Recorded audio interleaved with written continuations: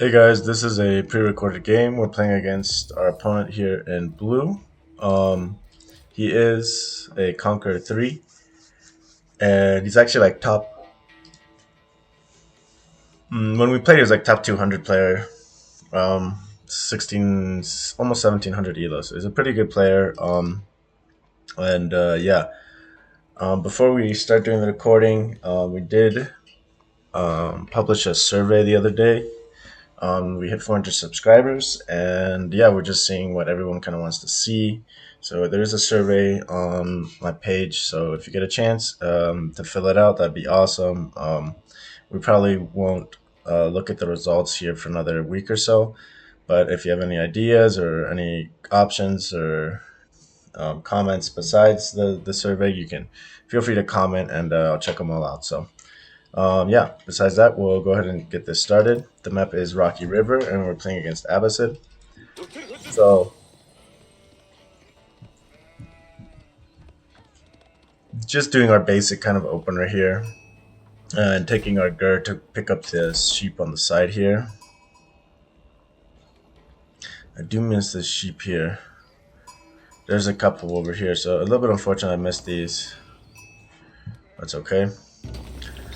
So after the 50 wood, we're on to food. The villager builds uwu, goes on the gold. Pretty decent spawn because our uwu here is actually fairly close to our TC, so we're pretty safe and consolidated.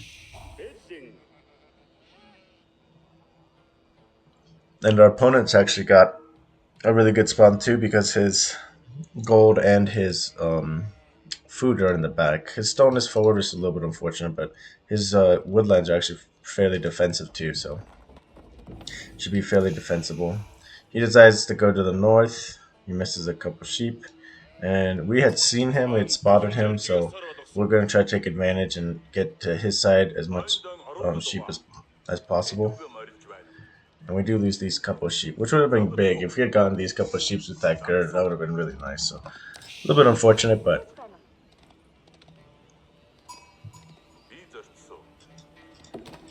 it is what it is.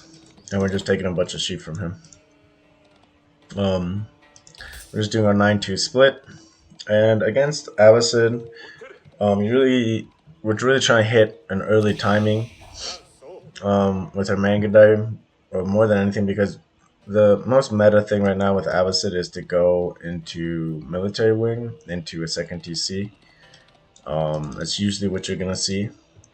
And if they rush Eco Wing instead, that's even better for us. Culture Wing kind of switches it up a little bit because they'll fast castle, and we can't really do a lot to punish it. Couple of sheep here. But yeah, so he's got 6 sheep, and I'd say most of those are from our side. And if you look at our vision, we don't spot each other. So let's go around the back here. He's going to pick up these couple other sheep. It's a little bit unfortunate we lose out on a couple more over here. That's okay.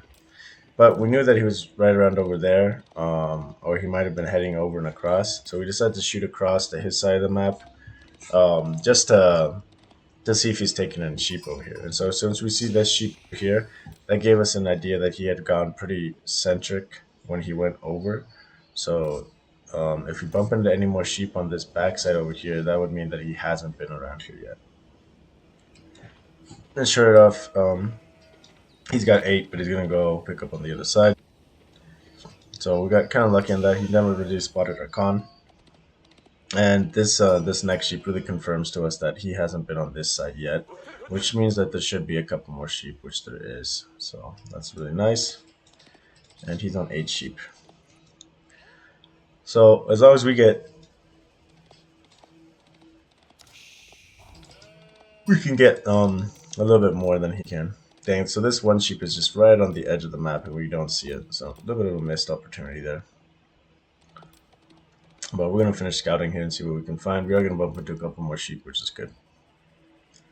So after we aged up, we got our 9-2. Then we rallied 3 villagers onto wood. Then 1 onto food. And then 1 onto gold. And now we're going to rally all of our villagers back onto food. And we're going to shift queue all of these villagers to go over to the uwu. So we didn't scout his age up. We tried to see where his House of Wisdom was, but we didn't see it. So we're just gonna pick up these sheep, and we're just gonna call it a. We're just gonna assume that he's going up with the military wing. We're not entirely sure. And his age up is a little late, so that kind of told us that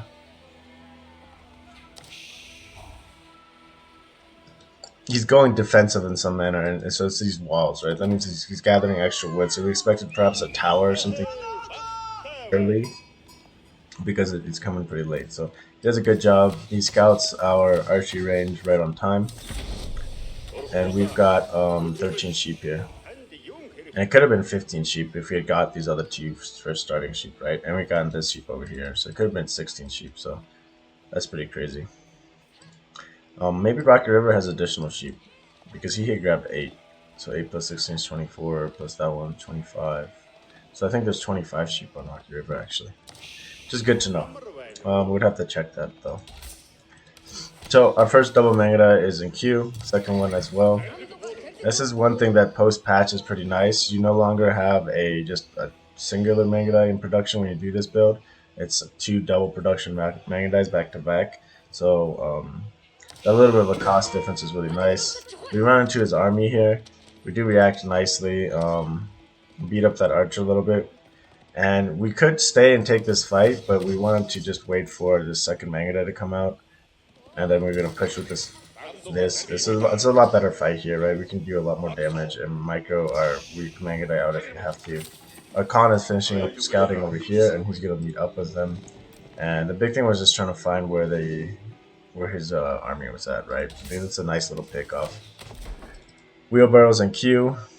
He's getting his pick upgrade early, which is kind of surprising. Which, yeah, it makes sense because he does have quite a few villagers on gold. So when you do have a lot of villagers on gold decks, it is pretty worth it to go for that. So we over here, we see his army a little bit late, and so we react a little bit late, but it's coming to TC range, so we're just gonna back out. We can't really commit to that. And we're just going to run around the side and try to get a good raid on his food or his gold. And he does some sneaky trade to the side here, which is pretty cool. It's I mean, it's an interesting concept. With abbasid, it's one stuff that you can kind of do it, but you kind of have to commit to it, really. You really need to go trade wing. And there's definitely like a weird moment early where defending it is pretty tough. You basically just have to trade from your House of Wisdom and commit to army while your free traders do their thing, right? Because that's kind of what has to happen. 3, 4, or 5 traders, so yeah. So we try to raid around the side, we get nothing. We have spotted his market, and we assumed he was going for the long trade. We know there was 2 traders, and we just kind of idle our Mangada here. We're kind of waiting for a trade to show up. And we do spot this wall finally, and see the camel, and yeah, we now know we're kind of in a rough situation. We had gotten a blacksmith tech, so we're getting our damage first on our Mangadai. Probably best to get our +1 range defense first in this regard, but we had kind of already clicked, and we just decided to commit for it. Just because the big reason is the camel archers, right? They outrange you, and they start doing a good amount of damage, but the big thing is, versus like archers, you reduce their damage by 20%, but camel archers, you don't reduce the damage by 20%. You're reducing it by like 4% or something, right? So getting +1 damage on us, getting an additional 20% damage is more important if he's going to go heavy camel archers. And we assumed that he was going to go heavy camel archers, because once we saw that camel archer, and he's going trade, he's going to have a really strong eco, so we kind of just decided to assume that he was going to go camel archer, and that's why we committed to that +1 ranged attack. We are getting our broad axe upgrade now. He's still leading us in eco techs, but we have killed a couple of traders, which is nice, right? 2 traders down, your first 2 traders, and not getting any more income from that is pretty big. And we're trading a much more a much better trade route, and yeah, we've got 4 traders out right now. So a little bit of TC idle time because we had fallen behind in veil count. We should be a little bit further ahead. That's okay. We do bump into his camels here, and we're doing +1 damage. We're mixing in horsemen, so that's kind of the big switch here. Once we saw and kind of confirmed the camels, now we're gonna get a +1 range defense, and we're gonna go double stable. And the key here is just to really transition versus the camel archers. The camel archers are ranged units, so your best shot against them is to go horsemen. And yes, you're gonna do a little bit less damage with your horsemen. Instead of 9, we're gonna do like 7 or something. We'll see it right now. But the big thing is you get that 9 bonus damage, right? And that's really gonna be the pivotal thing here. So we have a big mass of Mangada, which are gonna be doing a lot of work. But the big thing is really just the horseman count. So if we look at our trade here, we're establishing trade. We have pulled villagers over onto ore, just because we're starting to run out of our sheep. We had a lot of sheep, and we've been able to be in on our sheep till now with a lot of villagers. But we do rotate that off. We did stop going on rallying onto wood after 11 villagers on wood. It's a pretty healthy amount. We had gone up to 6 villagers on gold initially, just because the Mangadai and all the text and stuff is pretty expensive. So with this new patch, we are, instead of going 5 onto gold, we do pull a couple more onto gold here, and react really poorly here. We lose 3 villagers, which is a pretty big deal. But our army's here, and he's super extended, and he's at a halfway point, so we can really kind of intercept. And we decide to rally over to this other market because we assumed, since he was no longer trading to here, or we had just seen like that one trader, that we should be able to fight this to take his trade over on this side. So we do send a scout over there too, just to kind of help establish vision. And we are going to get our +1 tax here. And he's going to go rotate to that. And we knew that once we got this attack ping in, his army, his camel archers should be headed over there. So this is why we head over as well. See if we can check that camel knees. We can't see camel knees yet.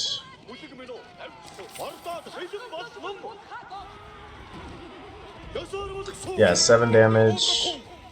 And the Mangadai get no damage reduced supposedly, but they do get a reduction in damage. It says 0, it's less than 1, but yeah. It's basically 1 damage that they get reduced.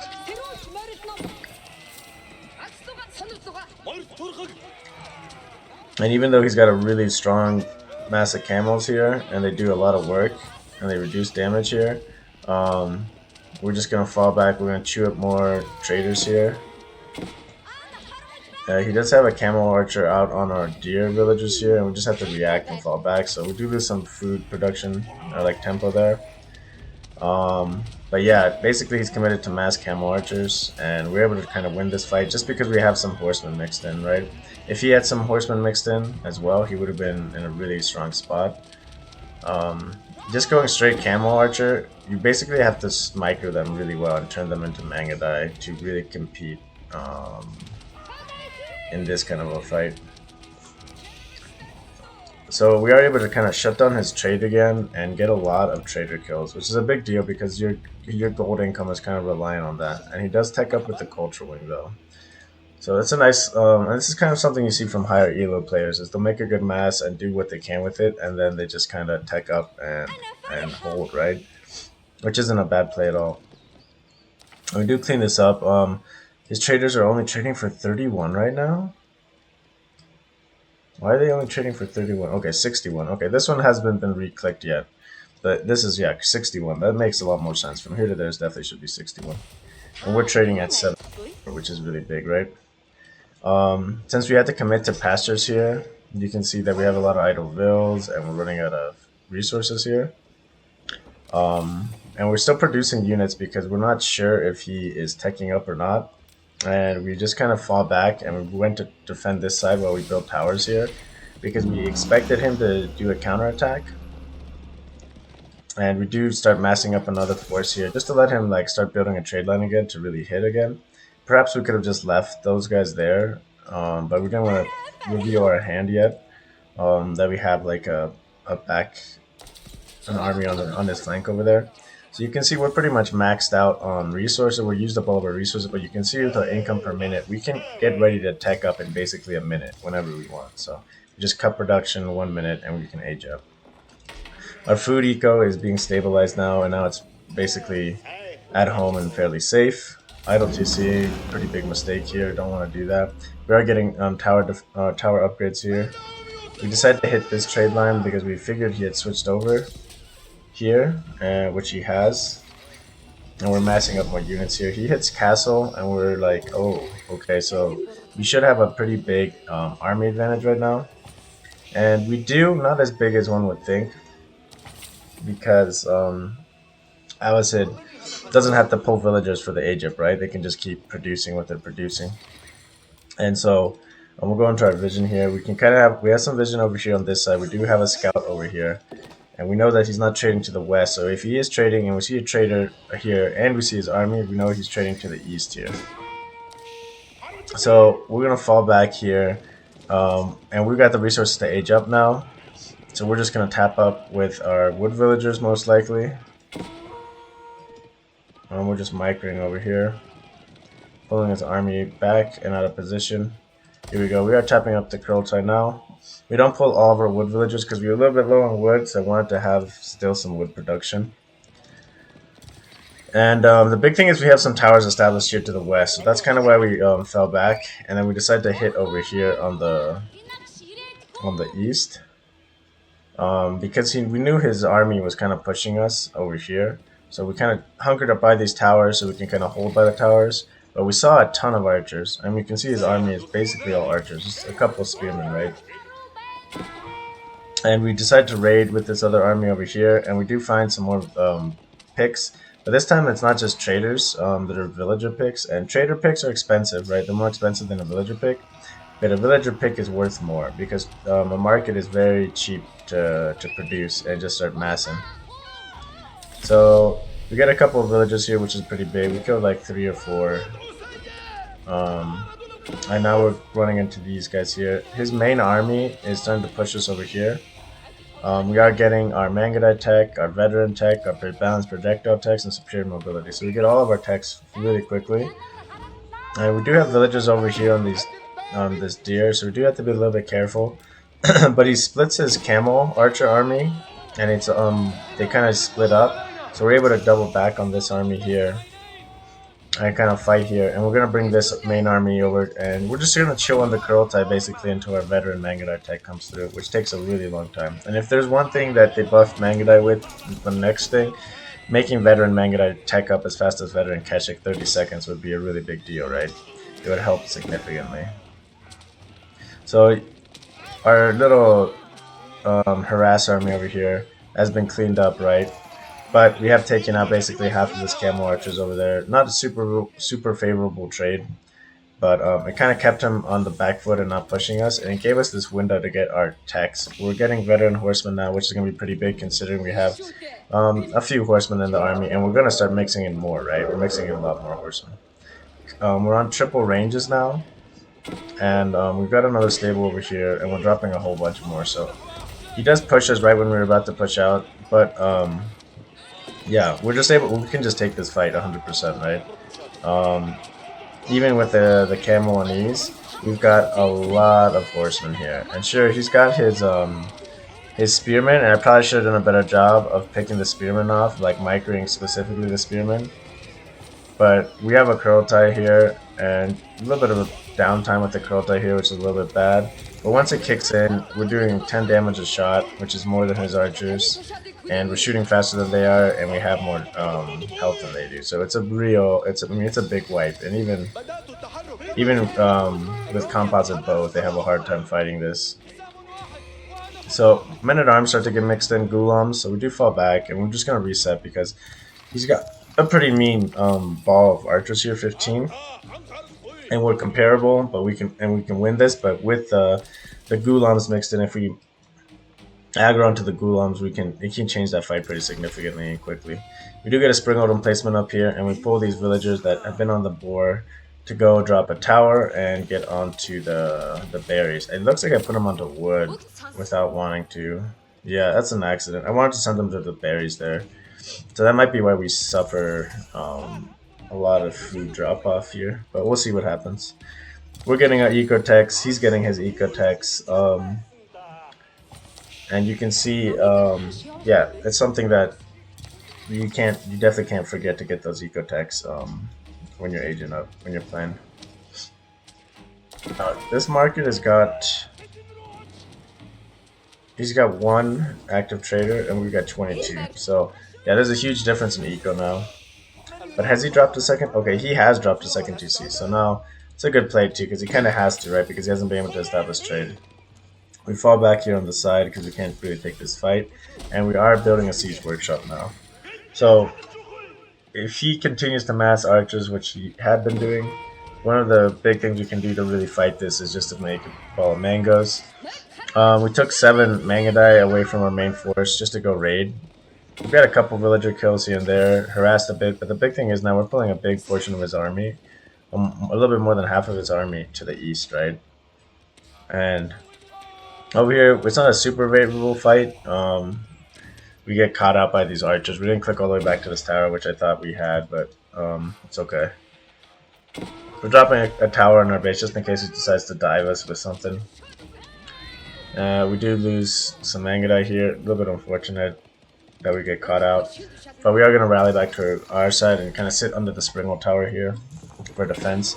And yeah, we went onto wood here. Okay, so I didn't mean to go into wood, but in some regards it was a blessing because we're now able to really crank out siege weapons, right? Which is what we're doing. Siege weapons and pastures, and that's kind of what we needed to really keep these villages really busy. So it's actually, it was kind of a blessing in disguise. But now at this point we're very cab heavy and we're not super Mangadai heavy. We got some, right? And so he cleaned up this force for the most part. We're going to pull over another force with the Khan and veteran horsemen is the big thing. The Khan I probably would have liked to have stayed back, so a little bit of a mistake I think there. But we leave the we bring horsemen so we can burn down some of these towers and stuff that are getting pesky. And you see we don't have a big army here. But what we do have is Mango. So he reacts to the Mango pretty much immediately and falls back. And we wanted to keep just kind of we wanted to come over here and clean up this ram. We saw his archers building the ram over here. And again, this army is 13, so about a quarter of our army, and it's pulling about half his army, right? Maybe a third, but definitely at least half. So we're able to clean this up really quickly, and we take this this kind of respite from the aggression to move our Kurultai up to re-rally all of our buildings up. And we're at 7 stables, 5 ranges, so that's pretty important. We do have our prayer tent up. We need to start producing for that, and we do have our +2 ranged techs. We need to get our +2 melee techs. We didn't see the full size of the army here. I thought that South Force was bigger, and so we kind of missed that. And then we do finally see it properly, and we do engage. And over here, this army with the Khan, we're just kind of running around and seeing what his eco looks like, and we're distracting a lot of army here, right? This is, again, now it's not so much half of his army, now it's almost like about a third of his army, but it's a significant force of his army. And while this is happening and we can see that his army is going up like that, we know he's got this forward position of villagers and a tower. There's deer here, there's palm fish, so we're just going to set up and move this army forward. And sure, we lose a bunch of some guys here. I don't know if the Khan is going to survive or not. But we have the rest of our army that cleaned up the army on the western side, and we're just going to come over here. And while we run through, we're running through villager lines, right? So we're going to get a lot of villager kills here, which is nice. And we see his army here, basically in its entirety, is archers, right? I mean, we see the Ghulams, right? He's got a nice little ball of Ghulams, but we've got a bigger ball. And we got 2 mangoes, right? So now it's all about the Springwell that we've already seen. And so this is kind of where we, you're going to see my mangoes and my Springwell's micro. So I pull my mangoes back to pull his Springwell forward. My Springwells are going forward. They're aggroed. They're aggroed on that Springwell. And my mangoes are aggroed on this. And while this is all happening, my my melee line is it's mostly cav. It's mostly melee cav, and they have free reign to do what they want and just kind of bully him, right, and push him back. And my mangoes are a little bit in a dangerous spot, but they're good now. We still have one Siege Workshop, and it's cranking out units. He's dropping a Siege Workshop. He's dropping a third TC. That's crazy. Okay, well I guess he has to because he's lost a lot of villagers, right? So he has to somehow scale back into it, right? But we're happy where we're at now, right? We got four mangoes. We have this little raiding force, and we're just trying to find just little picks here and there, villagers here and there. Behind this, we do have an idle Keshik here, but our main base is doing good in terms of sheep. We're okay, and yeah, we do get caught out here. We're just gonna react decently. We do lose a Keshik here, and the idea is just to fall back and just keep tabs on that. And again, we have a nice army here. It's much more expensive than his army. It's a lot beefier, and he's gonna. I mean, to deal with our mangoes, he has to commit to Springles, right? And we only have 2. But we're getting greased axles. She doesn't have greased axles, so having fast speed siege is gonna be a big deal. And we do see this mangonel come out, right? And so at this point, we kind of just take the momentum. We start burning stuff with this excursionary raiders, but we're just gonna start kind of getting some pressure here. And we see all the Springolds, right? And we're like, oh shit. So what we decide is we just dive, and so we'll just pause it here right now. He sees the mangoes. He has to commit. He's trying to commit to the mangoes with those 6 Springolds. We've got still. He snipes 1 Springald, and we still have another one coming in, and we have nothing in queue besides just the tech. But the big thing is he invested how much eco or how much resources into these 6 Springolds, right? And he has to micro them behind his archers. The second that this archer ball went to the side and he tried to engage with my siege, I just push forward, right? And he's gotta be either a micro god to micro the 4 mangoes down, or he just loses all of his siege. So yeah, he loses all of his army basically, and we don't we tee away from this army because our mangoes will take care of it, and the reinforcements will help defend our siege if it has to. And we just went to go raid, so we were gonna go find over here. We did have that lone Keshik go pick up this gold over here, but we were gonna find what we could find. His eco actually shifted to the east, so that raiding force that was cleaning up the farms and stuff would have found him next. So yeah, so pretty good game. Kind of a shorter video, but that one went fairly well, and yeah, that's kind of more of the typical style that we do. Not so much the Dark Age horse, just because it's very coin flippy, the Dark Age horse. As much as I would like for it to work, it still needs a little something to really make it meta. So thanks for watching, guys, and yeah, see you on the next one.